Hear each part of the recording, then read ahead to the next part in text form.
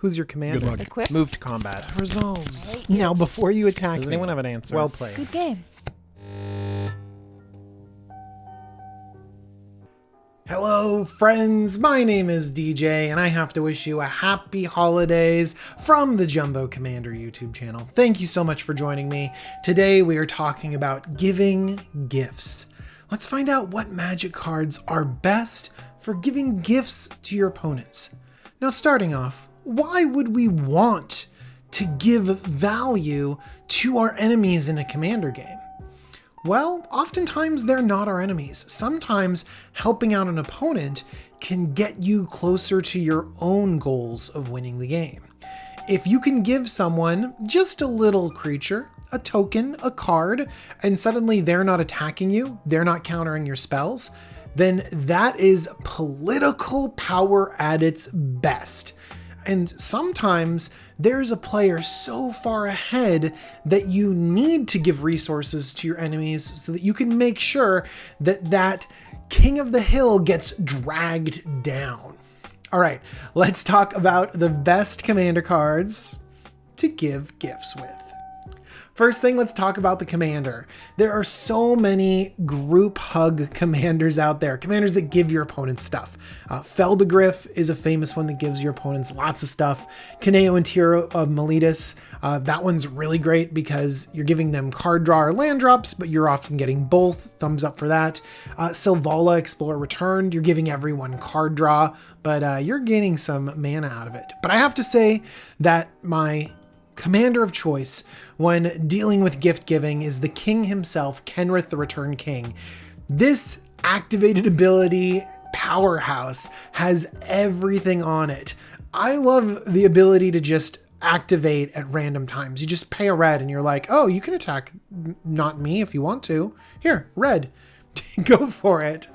Giving people life or cards. I also really like pulling creatures from the graveyard. Of course, you can be selfish and use all of these gifts on yourself, but if you need to, this is a great way to give value to your opponents.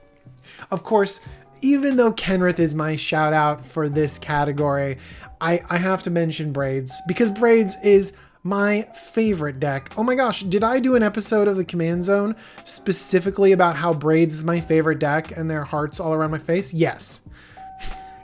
I mentioned my favorite mode on Kenrith being the resurrection of creatures, and so I'd love to give the gift of creatures to my opponents even more. Let's take a look at Dawnbreak Reclaimer. It's a 4-white, 5/5 flying angel. At the beginning of your end step, choose a creature card in an opponent's graveyard. Then that player chooses a creature card in your graveyard. Then you have the choice to bring both of those back onto the battlefield, or you could just be like, no thanks. So this is politics at its best. Dawnbreak Reclaimer is a perfect example of collaborating with your friends so that you can get the best value. Look, you choose a creature, I choose a creature, we'll choose something that benefits both of us, and then they both come back on the battlefield.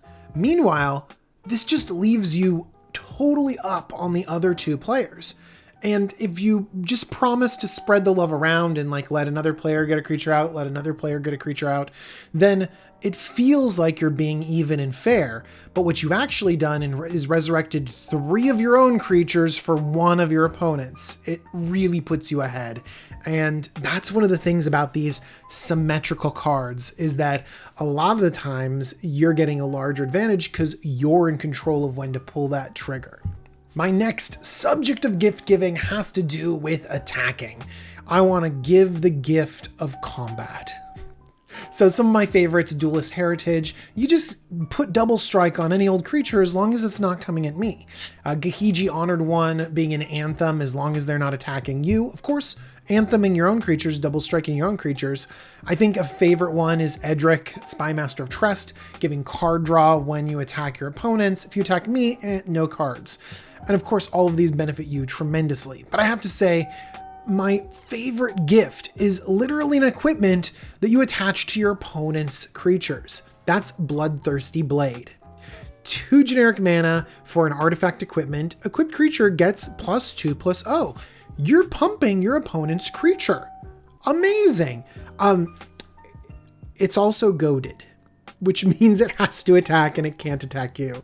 So you're sending your opponent's creature off into battle to deal with whatever other opponents you have. Goad is a spectacular mechanic. It only costs 1 to attach Bloodthirsty Blade to a creature an opponent controls. You can activate this only as a sorcery, so you can't just like, I don't know, mess around. But the idea that you are just like, here, take this sword, go into battle, I'm helping you out. And you're giving it a power boost, but the fact that it's not going at you is the best part. Let me pause to say, all of these cards so far are really fun to play with, but honestly, politics are great, not just because they can help you win games, but because they can get the conversation going. That's the magic of politics, is that you make the game more enjoyable because you're forced into table talk. You're forced into interacting with other players. You're not just tapping your lands, playing your spells, turning things sideways. You're negotiating. Well, if you pick this creature, I'll pick that creature, and then we'll work together. No, don't pick that creature, I'll do that. As soon as people are talking, the game becomes so much more fun and engaging and exciting because Magic is great, but the people that play Magic are even better. Next, we have a powerful tutor. You know, Magic's tutors can be a bit pricey. They can be a bit restrictive. You know what? Let's take a look at Scheming Symmetry. 1 black mana, so inexpensive. Choose 2 target players. Each of them searches their library for a card, then shuffles their library and puts that card on top of it. Now, if it's 1v1, you're basically betting that your best card is better than their best card. And that can be a fun game, but when you're talking about multiplayer, suddenly you can collaborate with your opponent. My favorite way to use Scheming Symmetry is when we're in a bind. The table is looking at this person and they're clearly out of control. And you say, who has a board wipe? Please, someone. And so you cast Scheming Symmetry, you set up your opponent's top of the deck, they draw their board wipe, use their board wipe, and then you've worked together as a team to answer the threat of another player. That player's been answered. Your opponent just wasted a tutor and used their resource to answer the board, and you coincidentally have something spicy on top of your deck. Scheming Symmetry is a great card and an even better gift for all of your opponents. Now, one of the most common things that you can give your opponents are tokens. There are tons of creatures out there that just give away tokens. There's the whole hunted cycle that give away tokens for reasonably priced creatures. I like Sylvan Offering a lot, actually. It's a really good rate for creating a bunch of tokens that hopefully you'll abuse, and then you can just send them around to different places to different opponents. Varchild, Betrayer of Keldor, almost made my top pick for this category, but it just wasn't powerful enough. I know making survivor tokens and stealing them all is pretty good, but how about making tokens of anything? Bramble Sovereign is 2 green for a 4/4 Dryad. Whenever another non-token creature enters the battlefield, anywhere I want, I can pay 1 and a green, and if I do, that creature's controller creates a token that's a copy of that creature.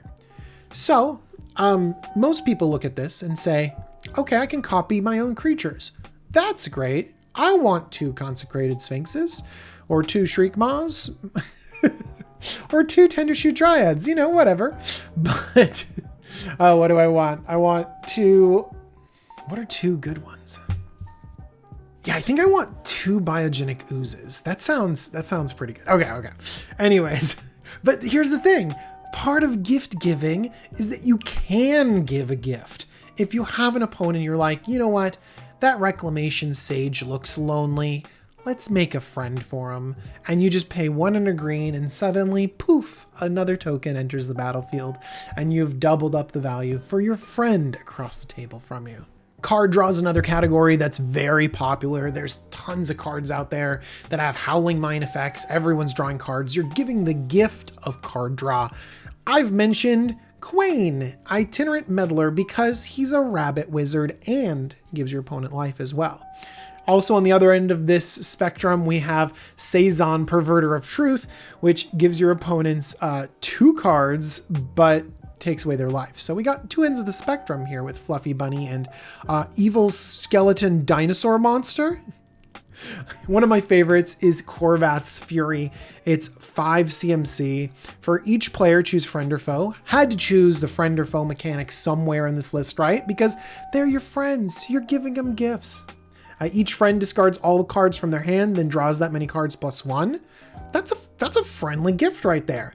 And then Korvath's Fury deals damage to each foe equal to the number of cards in their hand. So pretty straightforward burn spell.